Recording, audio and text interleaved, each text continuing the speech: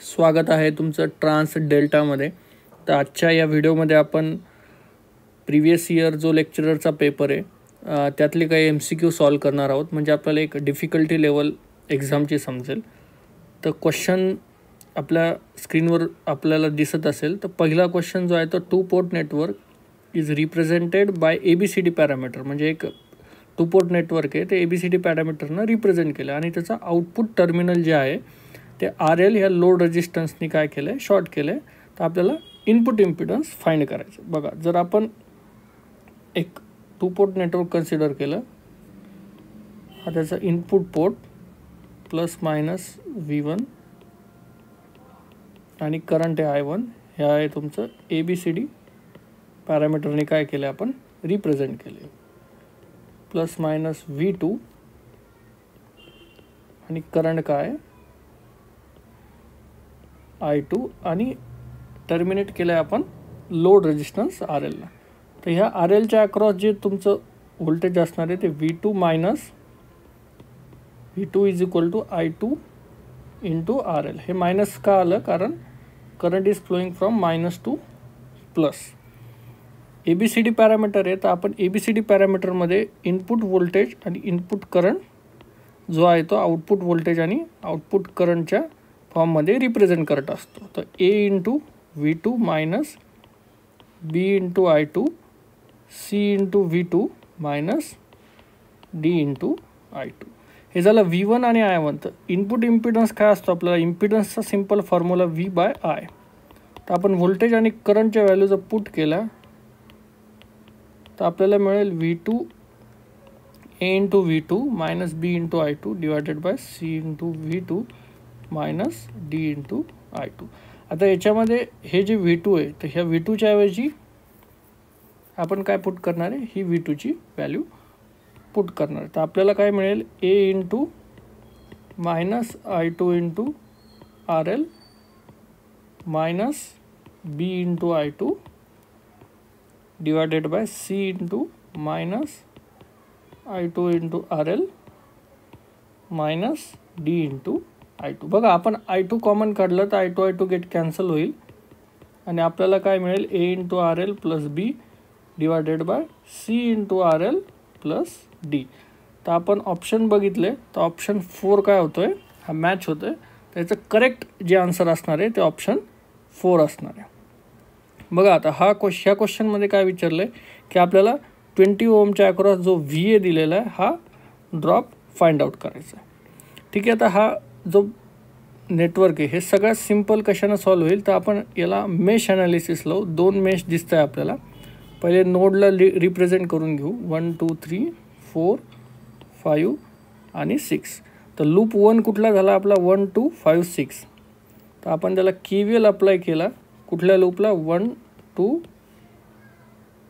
5 6। तर आपल्याला काय मिळेल, आता बघा 6 to 1 प्लस 9 मायनस 1 to 2, हे काय येणार मायनस 20 इंटू, आता इथे करंट काय करू कन्सिडर आपण I1 आणि सेकंड लूपमध्ये I2, 20 इंटू करंट काय आहे फर्स्ट लूपमध्ये I1 मायनस 10 ओम रेजिस्टन्स काय कंबाईन आहे लूप 1 आणि 2 मध्ये, म्हणून I1 मायनस I2 आणि व्होल्टेज सोर्स आहे minus VA by 2 is equal to 0। आता बघा, VA ला आपण काय लिहू शकतो, VA मधून कुठला करंट फ्लो होतोय, तर I1 फ्लो होतोय।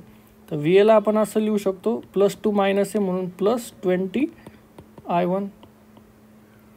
ही व्हॅल्यू आपण काय करू, हे जे वरचं इक्वेशन आहे त्यामध्ये पुट करू। तर आपल्याला काय मिळेल, 9 minus 20 I1 minus 10 I1 plus 10 I2 minus VA by, आता VA ची व्हॅल्यू जर पुट केली इथे तर आपल्याला काय मिळेल, आपल्याला मिळेल 10 I1 इज इक्वल टू 0, कारण 2 नी भाग जाईल तर आपल्याला येईल 10 I1। तर हे काय येईल I1 आणि इथे I1, तर हे किती झालं 20 10 30 आणि 40। So 9 minus 40 I1 plus 10 I2 is equal to 0, हे आलं इक्वेशन 1 लूप 1 ला अप्लाय केलं। आता आपण काय करू, लूप 2 कुठला आहे, KVL अप्लाय करू 2, 3, 4 आणि 5ला, बरोबर. तर आपल्याला काय मिळेल, -40 इंटू I2,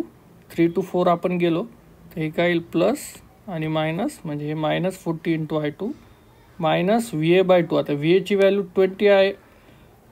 20 इंटू I1 जर ठेवली तर आपल्याला इथे काय मिळेल, डायरेक्टली येईल प्लस 20 2 हे जाईल, म्हणजे इथे येईल 10 I1 minus 10 I2 minus I1 काय केलं आपण, कारण लूप सेकंडमध्ये, आणि इज इक्वल टू 0. आता आपण हे सॉल्व केलं तर हे काय येईल 40 I2 plus 10 I1 minus 10 I2 plus 10 I1. तर आता आपण बघितलं इथं I2 आहे, इथं I2 आहे, म्हणजे काय होईल 50 आणि 50 I2 आणि हे 10 आणि हे 10 20 I2. आपण नेक्स्ट स्लाईडला बघू. हे 50 I2 मायनस 50 I2 आणि प्लस किती झालं 10 आणि 10 20 I1 आणि इक्वल टू 0. हे आलं इक्वेशन 2. आता बघा इक्वेशन 1 आणि इक्वेशन 2 जर आपण सॉल्व केलं तर आपल्याला I1 किती मिळणार आहे. तुम्ही डायरेक्टली किती कॅल्सी वापरू शकता, सायमल्टेनियस इक्वेशन आहेत. डायरेक्टली कॅल्सी वापरलं तर तुम्हाला 0.25 काय मिळेल, I1ची व्हॅल्यू मिळेल. आणि आपल्याला काढायचं काय आहे VA. तर VA किती येईल 0.25 इंटू, जर इक्वेशन बघितलं आपण तर हे 20 इंटू, म्हणजे हा झाला I1 इंटू 20, तर हे किती येईल 5. तर 5 व्होल्ट ऑप्शनमध्ये आहे का आपण चेक करू. यस, ऑप्शन 1 जो आहे तो 5 व्होल्ट आहे. तो ऑप्शन 1 काय असणार आहे, ह्या क्वेश्चनचं करेक्ट आन्सर असणार आहे. आता हा नेक्स्ट क्वेश्चन आपण बघितला तर हा ट्रान्झिएंट ॲनालिसिसचा क्वेश्चन आहे. बघा एक नेटवर्क दिलेलं आहे, त्या नेटवर्कमध्ये काय दिलं आहे की 1 ampere before the switch close, when the switch is close, म्हणजे यांनी इन्फॉर्मेशन दिलेली की ज्यावेळेस स्विच क्लोज असणार आहे त्यावेळेस तुमची करंटची व्हॅल्यू ही 1 अँपियर असणार आहे सर्किटमध्ये. तर त्यांनी विचारलं आहे काय की काय केलं आहे, स्विच ओपन केलं आहे तर तुमची करंटची व्हॅल्यू काय असणार आहे. बघा आता जर आपण टाईम स्केल काढला तर इथं 0. आता इथे 2 व्हॅल्यू आपल्याला फाइंड आउट करावं लागतील. एक असतील इनिशियल व्हॅल्यू करंटची आणि एक असेल फायनल व्हॅल्यू. आता इनिशियल व्हॅल्यू म्हणजे काय, जी की दिलेली आहे स्विच क्लोज असताना इनिशियल व्हॅल्यू किती दिलेली आहे, इज इक्वल टू 1 अँपियर दिलेली. आणि फायनल व्हॅल्यू, आता फायनल व्हॅल्यू कशी फाइंड आउट करणार तुम्ही, ज्यावेळेस स्विच ओपन आहे. बघू आपण आता एक कन्सिडर करू की इथे 12 व्होल्टची बॅटरी आहे. स्विच ओपन केल्यानंतर सर्किट कसं दिसेल तुम्हाला, ह्या टाईपमध्ये. बघा फायनल व्हॅल्यू ज्यावेळेस आपण कन्सिडर करतो म्हणजे तुमचा इंडक्टर काय झालं, शॉर्ट झालं. बघा आता ह्या क्वेश्चनमध्ये आयोगाने हा क्वेश्चन कॅन्सल केला होता का, कारण इथे यांची पोलॅरिटी चुकली होती, प्लस आणि मायनस. ॲक्च्युअली क्वेश्चनमध्ये पोलॅरिटी कशी पाहिजे, मायनस आणि प्लस, तरच ह्या क्वेश्चनचं आन्सर येतं. तर आपण इथे कन्सिडर करू की मायनस प्लस ही पोलॅरिटी आहे. तर इथे काय येईल 24 आणि हे 12 आणि इथे ओहम काय येईल 6 ओहम. ही काय आता फायनल व्हॅल्यू. आता फायनल व्हॅल्यू काय येणार याची, तर 36. याला जर आपण KVL वापरला तर 12 + 24 36 / 6.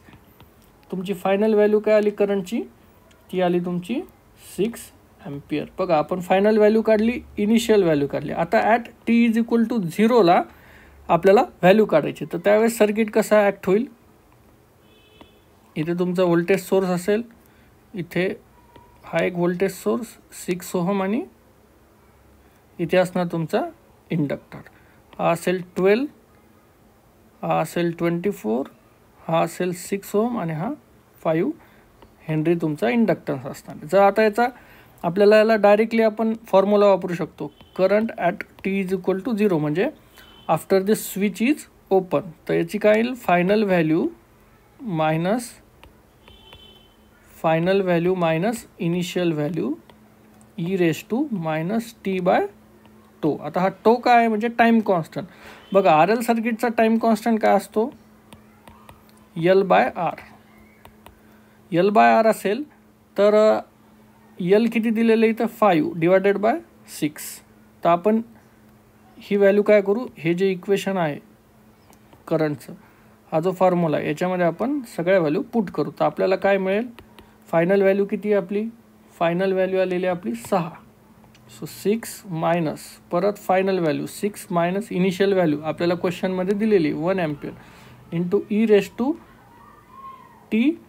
Bye time constant. टाईम कॉन्स्टंटचा इनवर्स घेतला आपण तर 6/5 इंटू t येईल. तर हे काय येईल, आपण इथे लिहू 6 मायनस 5 e⁻⁻6/5 इंटू t. तर हे आपलं आन्सर आलेलं आहे. तर हे मॅच कशाशी होते, तो ऑप्शन 3 ह्याचं करेक्ट आन्सर असणार आहे, जे की आपण इथे काढलेलं आहे. हा ट्रान्झिएंटचा क्वेश्चन होता. ट्रान्झिएंटचे बरेचसे क्वेश्चन आपल्याला भरपूर एक्झाममध्ये दिसतात. ठीक आहे, हा थोडासा अवघड क्वेश्चन आहे पण इंटरेस्टिंग क्वेश्चन आहे. हा बेसिक इलेक्ट्रिकल इंजिनिअरिंगमधला हा क्वेश्चन आहे. बघा यांनी काय सांगितलं आहे का, iron ring of a mean circumference 80 सेंटीमीटरचा काय आहे, एक मीन सर्कम्फरन्स आहे एक आयर्न रिंगचा, आणि एरिया ऑफ क्रॉस सेक्शन काय आहे त्या रिंगचा, तर तो आहे 8 सेंटीमीटर. आपण याला सगळं ज्या व्हॅल्यू आहेत त्या मीटरमध्ये कन्वर्ट केलेल्या आहेत. 8 into 10⁻⁻4 metre square.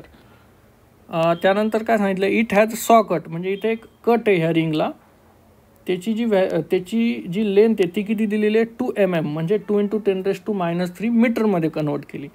And wound with 500 turns. आता इथे टन्स किती दिलेले आहेत, इथे 500 टन्सची एक कॉईल ह्या रिंगला लावलेली. द करंट रिक्वायर्ड, बघा आपल्याला काय विचारलं आहे की ही जी कॉईल आहे ती किती करंट घेईल टू प्रोड्यूस, म्हणजे ही जो एअर गॅप दिसतोय, हा जो एअर गॅप आहे ह्याच्यामध्ये 0.8 मिलीवेबर, म्हणजे किती 0.8 मिलीवेबर एवढ्या फ्लक्स प्रोड्यूस करण्यासाठी किती करंट घेईल हे आपल्याला कॅल्क्युलेट करायचं. आणि त्याच्यासाठी आपल्याला μr व्हॅल्यू किती दिलेली आहे, μr व्हॅल्यू दिलेली आहे 625, आणि तुमचा लिकेज फॅक्टर आहे जो की आपण याला कन्सिडर करू तो दिलेला आहे 1.25. एवढा डेटा आपल्याकडं मेन्शन आहे. तर याच्यावरून आपल्याला आय काढायचं. बघा सिम्पल फॉर्म्युला आहे आपल्याकडं, इथे पण आपण पूर्ण डेटा जो आहे तो मेन्शन केलेला आहे. तर आपल्याला स्टार्टिंगला MMF काढावं लागेल. टोटल MMF जो असतो तो MMFचा फॉर्म्युला काय, MMF इंटू रिलक्टन्स म्हणजे यस इंटू फ्लक्स, हा फॉर्म्युला आपल्याला माहीत पाहिजे. मग आपल्याला काय काढावं लागेल, MMF 2 सर्किटसाठी, एक MMF आयर्न पार्टसाठी म्हणजे टोटल MMF, हा झाला तुमचा टोटल MMF1 प्लस MMF2. हा कुठल्या पार्टसाठी झाला, MMF1 म्हणजे आयर्न पार्टसाठी, आणि MMF2 हा कुठला, एअर गॅपसाठी. तर आपल्याला MMFचा फॉर्म्युला काय आहे, five into S1 plus five into S2. बघा फाय काय आहे, आता MMF1 आयर्न पार्टसाठी तुमचा फ्लक्स काय असणार आहे, आणि एअर गॅपमध्ये तुमचा फ्लक्स काय असणार आहे. तर याला आपण असं लिहू शकतो, फाय आणि S1चा फॉर्म्युला काय आपल्याला माहिती आहे, length divided by μ0 μr into A, area of cross section, plus परत इथे काय एअर, फाय एअर म्हणजे flux through the air into S2 म्हणजे काय लेंथ कशाची, जी एअर गॅपची लेंथ आहे. इथं काय आयर्न पार्टची लेंथ, तर इथे काय येणार तुमचा, इथे फक्त μ0 येणार कारण μr एअरसाठी काय असतो 1 असतो इंटू ए. हा काय झाला टोटल आपला फॉर्म्युला. तर याच्यामध्ये आपण पूर्ण व्हॅल्यू पुट करू आणि आन्सर फाइंड आउट करू. आता बघू फाय ए पहिले काय, आता फाय आयर्नची व्हॅल्यू काय दिलेली तुम्हाला, फ्लक्सची व्हॅल्यू माहिती आहे 0.8 इंटू 10⁻³ इंटू लेंथ काय दिलेली आहे आयर्न पार्टची 0.8 इंटू, आता स्टॅकिंग फॅक्टर किती दिलेला आहे, स्टॅकिंग फॅक्टर नाही, कुठला फॅक्टर आपल्याला, लिकेज फॅक्टर किती दिला आहे 1.25, तो आपण आयर्न पार्टसाठी इथे कन्सिडर केला. डिवाइड बाय 4π इंटू 10⁻⁻7, ही काय झाली तुमची व्हॅक्यूमची परमेबिलिटी. त्यानंतर म्यू आर तो किती दिलेला आहे 6 to 5 into area of cross section 8 × 10⁻⁴. हा काय झाला आयर्न पार्टसाठी. प्लस आता आपण एअरसाठी जर कन्सिडर केला तर याच्यामध्ये प्लस केलं प्लस 0.8 × 10⁻³ ही झाले फ्लक्स इंटू 2 × 10⁻³ मीटर. हे काय झाले तुमच्या एअर गॅपची लेंथ 4π × 10⁻⁷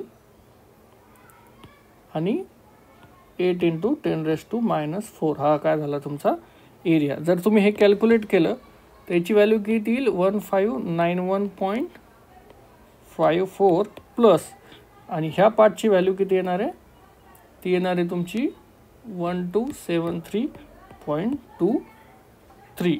तर टोटल MMF किती आला तुमचा. या दोघांची जर आपण ॲडिशन केली तर ती येणार आहे 2864.77.